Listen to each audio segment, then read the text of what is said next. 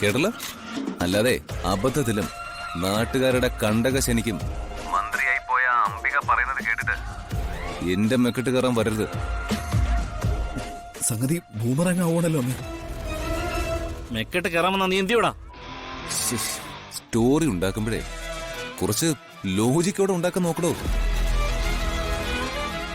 വർമ്മ സാറിനെ കൊല്ലാൻ നടത്തിയ ബോംബ് ആക്രമണത്തില് ഒരു ഓലപ്പടക്കം പോലും കണ്ടിട്ടില്ലാത്ത ഇവന്മാരുടെ പേരിന്റെ കൂടെ എന്റെ പേര് എഴുതി ചേർത്തതേ സാറിന്റെ ബുദ്ധി തന്നെയാ. പക്ഷെ അതിന്റെ കൂടെ ഞാനേ ഒരു 3 പേരുടെ പേരും കൂടി എഴുതി ചേർക്കും. വെളുത്ത ചെകുത്താൻ എന്ന വട്ടപ്പേരുള്ള ശ്രീമതി അംബിക വർമ്മ,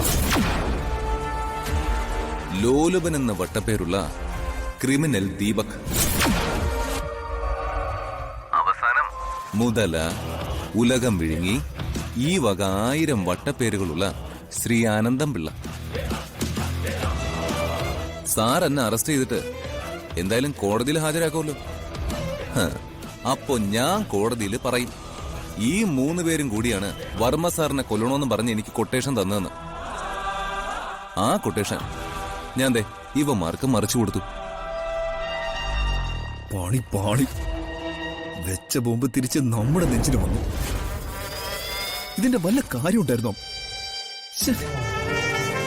ഇതിനൊക്കെ എന്താടാ തെളിവ്? ഞാനാണിത് ചെയ്തതെന്ന് സാറിന്റെ കയ്യിൽ എന്താ തെളിവ്? ഇവന്മാരുടെ പുറത്തിട്ട് സാറടിച്ച പാടോ?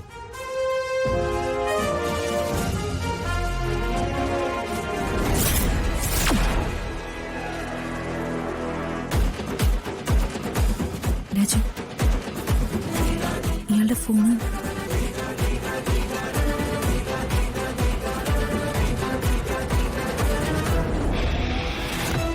ഓണത്തിന്റെ ഇടയിൽ പുട്ട് കച്ചവടമെന്ന് എന്റെ അച്ഛൻ പറഞ്ഞ് ഞാൻ കേട്ടിട്ടുണ്ട്. എന്താടാ നീ കാണിച്ചേ? അടങ്ങടോ. അയ്യോ, ഇത് മിനിസ്റ്റർക്ക് വേണ്ടിയിട്ടുള്ള ലൈവ് പ്രോഗ്രാം ആയിരുന്നു. ഞാൻ എന്തെങ്കിലും പറഞ്ഞാലേ പ്രോട്ടോകോൾ പ്രോബ്ലം ആവും. പക്ഷേ അനന്തരം അവൾക്ക് സംസാരിക്കാം. എടി അംബികെ, ഇപ്പോ ഞങ്ങൾക്ക് കൃത്യമായിട്ട് മനസ്സിലായി അച്ഛനെ ബോംബ് വെച്ച് കൊല്ലാൻ ശ്രമിച്ചതിന്റെ പിന്നിൽ നിന്റെ മകനും ആനന്ദം പിള്ളയുമാണെന്ന്. നീയൊക്കെ കരുതിയിരുന്നോ?